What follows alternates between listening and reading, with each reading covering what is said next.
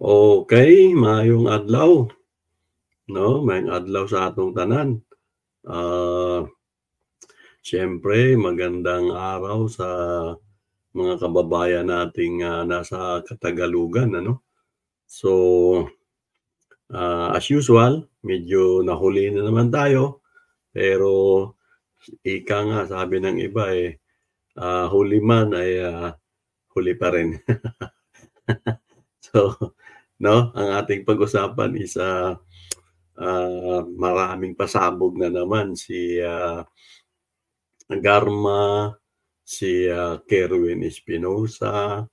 So, alam ko narinig niyo na yung, talakayan do'n sa Kongreso, ano, yung, hearing ng Quadcom, yung 4 na komite na nagsasabay-sabay, ano.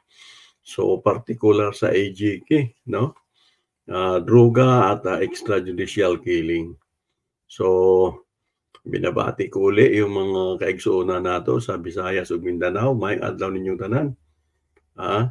Ah, Siyempre sa Katagalugan, magandang araw. So, hindi na tayo magpaligoy-ligoy, ano, pag-usapan natin itong kay, Richard Gomez, 'no, sa hinaba-haba ng, talakayan, nagsalita din sa wakas, 'no. Pero sabi ko na nga sa inyo, ito ang problema talaga kung, bumoboto tayo ng, komo sikat lang, ah, komo sikat lang. Pero di mo talaga alam kung ano ang, maibubuga ba, 'no? Dapat talaga pinag-aaralan natin yung mga ibinoboto natin, mapa-mayor man 'yan, mapa-congressman, senador, 'no? So, kaya nga mayroon akong isang, vlog na sinasabi ko na itong pagiging mayor is, hindi masyadong kailangan ng, napakagaling na, kalidad o kakayanan. Kasi, magpapatupad lang naman 'yan ng pagma-manage sa isang, munisipyo o isang siyudad. Pero ang problema nitong ating mga naging mayor ay kalaunan ay, nagpapalit-palitan na sila ng kanilang pamilya, ah. Alam niyo ba 'yun na alam niyo naman na itong si Gomez ay nagsimulang mayor tapos nung congressman, ang asawa niya na naman ang magme-mayor. After ng ilang taon o 3 taon, magpapalitan na naman sila. So, kung gano'n ang issue, dapat, bago maging congressman ang isang tao, eh, may alam ito, 'no? Hindi talaga pupuwedeng, pang-mayor lang. Kasi kung nasa Congress ka, pinag-uusapan na dito yung mga batas, 'no? Maraming issue ang pagiging congressman. Walang pinag-iba yan sa pagiging senador. Paulit-ulit ko na ngang sinasabi na 'pag Congress ka, nasa Congress ka, napakadaming pinag-uusapan diyan, 'no? Programa sa lupa, programa sa sahod, programa sa serbisyo sa kalusugan, pagtalakay sa budget bawat taon, 'no? Paano ang pakikitungo ng bansa sa, panlabas na mga usapin, 'no? Napakadaming pag-uusapan. Kaya kung maglalagay tayo ng congressman o senador na hindi natin narinig ang kanyang mga, paninindigan sa bawat issue, ah, ma-West Philippine Sea man 'yan, masahod man 'yan, mapalupa man 'yan, ano ang paninindigan niya sa environment, sa ating, kalikasan, sa ating karagatan, 'no? So, wala talagang magiging, ah, hindi magiging kuwenta, walang kakuwenta-kuwenta ang pagiging sikat kung wala namang kaalaman o wala namang paninindigan sa iba't ibang bagay, iba't ibang issues. So, ito na nga, 'no, ito na ngang si Gomez, ano, parang na-booking, ano, na-booking natin ang, kahinaan talaga ng utak, 'no, ang kahinaan ng utak nito. Alam niyo kung bakit, mga kababayan? Inamin niya na rin na parang, Hindi lang parang, kung hindi, ang pinag-uusapan kasi dito sa Quadcom, lalo na sa usaping ito, yung tungkol dun sa extrajudicial killing, 'no? Yung, pag-abuso, yung pag-abusar, yung pagpatay, nawala naman yung pagpatay sa usapin ng pagpapahina ng droga, 'no? Kailan ba sinasang-ayunan ng, gobyerno na ang, pagpapahina ng droga ay,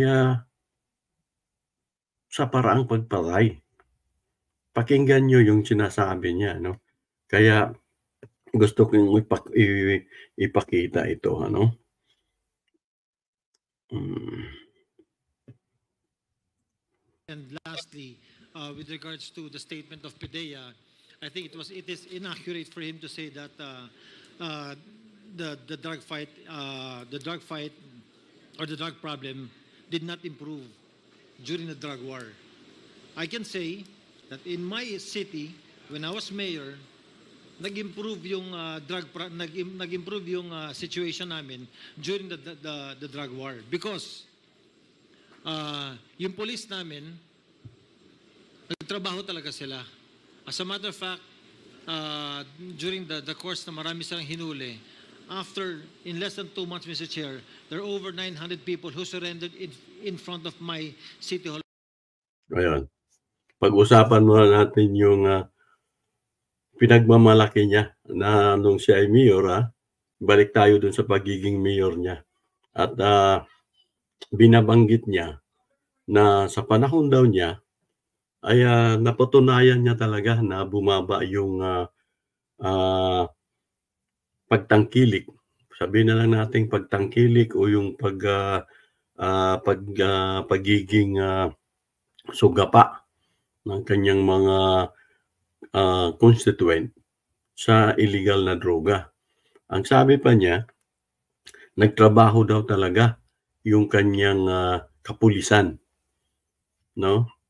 At sinasabi niya pa na, ah, maraming hinuli, 'no? Maraming hinuli yung kanyang kapulisan. Nagtrabaho at maraming hinuli. Andun na tayo pero ang usapin nga dito ano, ang issue dito ay pinatupad ba ng kapulisan ang nasa legal na pamamaraan. Kahit pa mag-usap tayo dun sa paghuli pa lang, ito ba ay, sinunod yung tamang, mayroon bang tinatawag na warrant of arrest? Hindi ba nagkaroon ng, parang takutan na lang, 'no? Nasunod ba yung dapat na kumuha muna ng, search warrant man 'yan o warrant of arrest man 'yan, 'no? Sa lahat ng, pinaghihinalaan, mayroon bang mga matibay na, ah, rason para ang isang huwes o ang isang judge ay magbigay ng, ah, war an aresto de mandamiento, 'no? So, hindi po puwedeng sabihin lang natin na, nagtrabaho. Anong klaseng trabaho?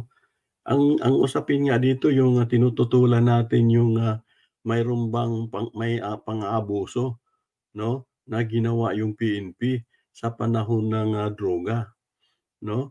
So, doon pa lang mismo, sayang yung pagiging mayor nito. Parang hindi niya naintindihan yung ganiyang, sinasabi, 'no? Ipagpatuloy natin. When I was mayor. Why? Because natatakot ho sila na mamatay and they surrendered. Oo, ganyan. Maliwanag maliwanag sa kaniyang sinabi, 'no?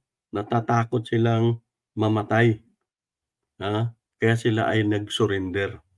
Biruin mo, tama ba 'yun? Ulitin natin,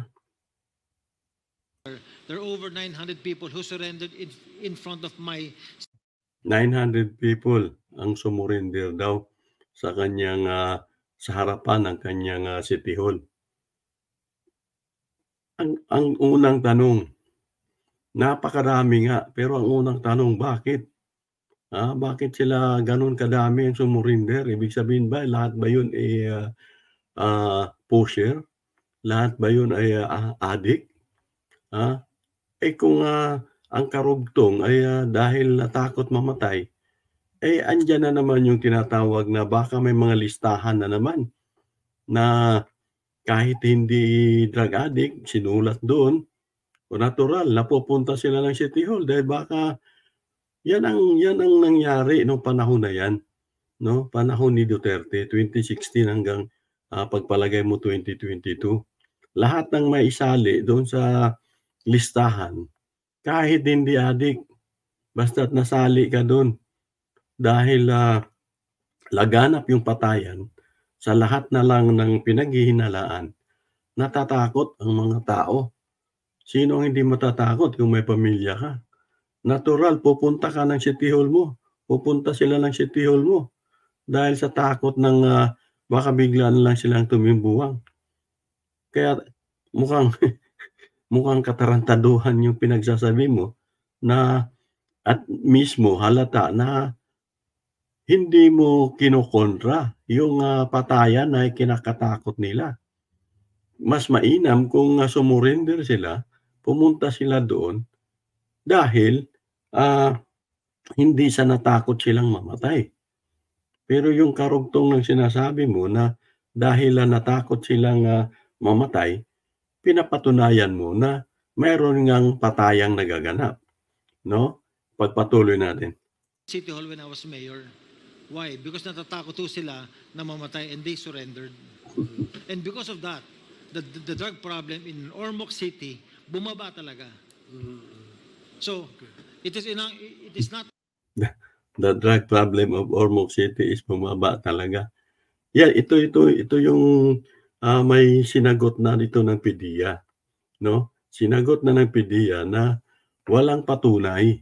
Walang patunay na nung magkandamatay sila Espinosa, yung mayor ng Albuera Leyte, at yung iba pang mga pinagpapatay doon, yung tatlong Chinese doon sa Davao, at yung iba pa, marami mga pinagpapatay, no? Walang, sabi ng PDEA, walang patunay na dahil doon sa mga pagpatay ay bumaba. So isa itong malaking kalukuhan itong pinagsasabi ni Richard Gomez. Bagamat sinabi niya na sa Ormoc yung pinagsasabi niya, no? Yung particular sa Ormoc City. Pero bilang congressman ka ngayon, dapat hindi ka nagsasalita lamang sa iyong mayor, sa iyong siyudad. Dapat ang pinag-uusapan dito yung kabuuan ng bansa bilang isa kang congressman at kayo ang nagsasagawa ng mga panukalang batas, amyenda man yan, no? So ituloy natin para matapos tong kanyang pagsasalita. accurate that the Director General said na hindi nag-improve ang situation. At least in my part, as mayor, and I can only speak for myself, nag-improve yung aming lugar. Yes. May we now ask PIDEA to categorically state, no, is this the opinion of the Director General only, or this is based on reports or facts that were gathered by the PIDEA when you said that it did not improve? Your Honor, Mr. Chairman, the question that was asked was that with the passing away of Mayor Espinosa, did it have any effect in Albuera?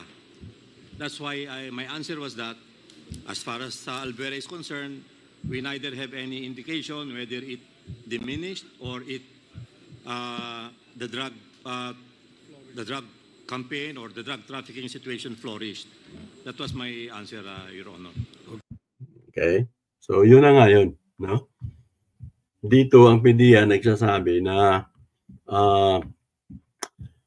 kahit namatay na iyong si Albuera Mayor Espinosa, ay walang patunay, no, na bumaba ang mga droga, ang pagtangkilik sa droga. So malaking kalukuhan kung itong pinagsasabi ni Gomez na yung patayan ay lalo na yung sinasabi niya na yung kanyang siyudad nung siya ay mayor, ay bumaba, no? Bumaba, maraming sumurrender kasi yun ang ginawa niyang basihan, yung maraming pag-surrender. Pero hindi yun pag-surrender na parang kusang loob na nagbago sila. Sumurrender sila dahil sa takot, no? Dahil sa takot na mamatay dahil yun ang usong-uso, no? At madagdag ko lang, mga kababayan, yung habang nag-speech o nagsalaysay si Kerwin Espinosa, ang nakakapagtaka dito kay Richard Gomez, no, ay bakit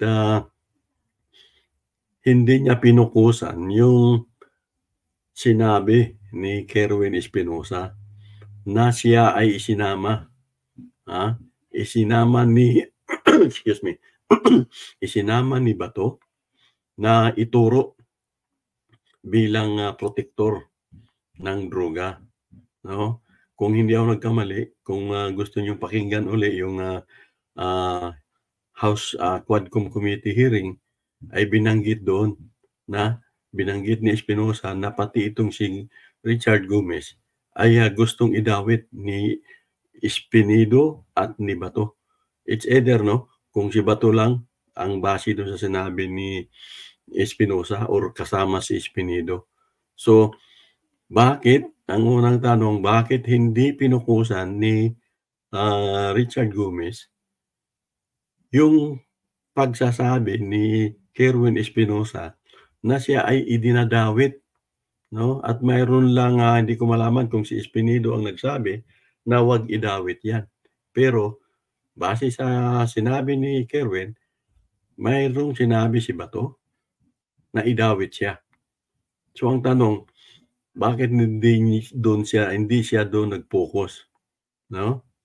Ano yun, natatakot ba siya na mayroong makakalkal na iba pang mga usapin habang nung panahon na yun ay siya ay mayor?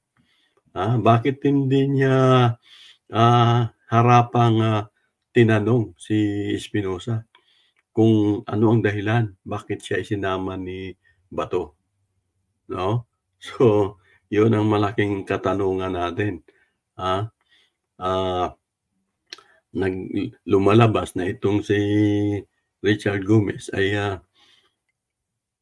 pumukus lang doon sa ibang mga bagay tulad ng pag-surrender di umano ng mga adik sa kanyang lugar, no? Yung pagbigay niya ng